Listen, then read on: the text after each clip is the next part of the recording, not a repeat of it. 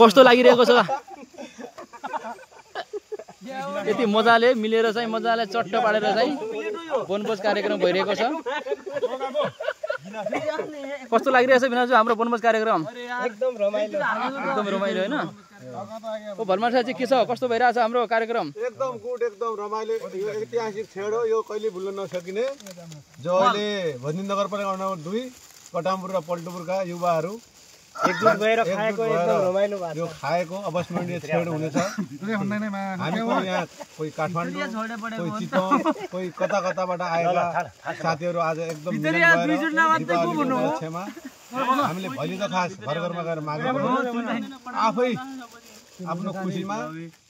रक्तो गरेर हामीले यसो एउटा खसी काटियो मजाले दिनमा हुँदा अरूलाई पनि हामी अहिले हामी कुन ठाउँमा छौँ त अहिले हामी अहिले प्रस्तावित वनदेवी सामुदायिक वनको अब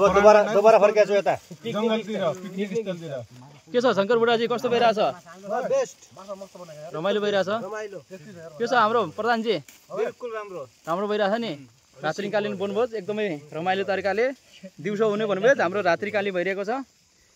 कस्तो भइरहेछ जीवन बढिया भइरहेछ एकदम टकाटक हाम्रो डाक्टर साहब के छ कस्तो भइरहेछ बस जेनजी पुस्ता हो अमर बुढाजी कस्तो भइरहेछ ठीक छ बढिया छ मासु कस्तो छ मासु पनि बढिया छ जिउँदै खुर्सानी कहाँ छ नि हाम्रो दिनको वनभोज कार्यक्रम राति भइरहेछ किनभने दिनमा गर्मी हुन्छ राति रमाइलो गर्न सजिलो हुन्छ नाच्ने हो अहिले गर्मी हुन्न कस्तो भइछ अध्यक्षजी एकदम एकदम रमाइलो हिजो गरेको हाम्रो मेहनत आज हामीले साथीहरू मिलेर खाएका छौँ रमाइलो छ शान्तिपूर्ण यो वर्षमा एकचोटि आउने तिहार पर्वको हाम्रा साथीहरू भाइहरू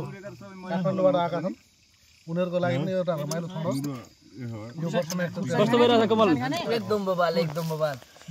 रमाइलो भइरहेछ रमाइलो कस्तो भइरहेछ इन्जिनियर साहब एकदम तातो छ मैले बाँड्न देऊ न मैले खाउला भरौ एकदम राम्रो छ मिठो छ कस्तो छ मासु बाँड्ने हाम्रो बिनाजुजी किन डिस्टर्ब लाग्यो क्या हो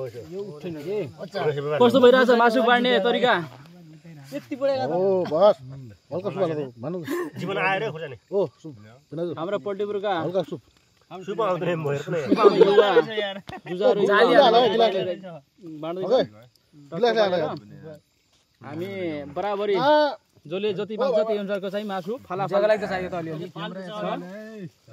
अहिले पछि थप्नु लाग्यो त्यो मासु ल समग्रमा चाहिँ हेर्नुहोस् साथीहरू आजको यो वनभोज कार्यक्रम चाहिँ रमाइलो यो चाहिँ टक्क रात्रि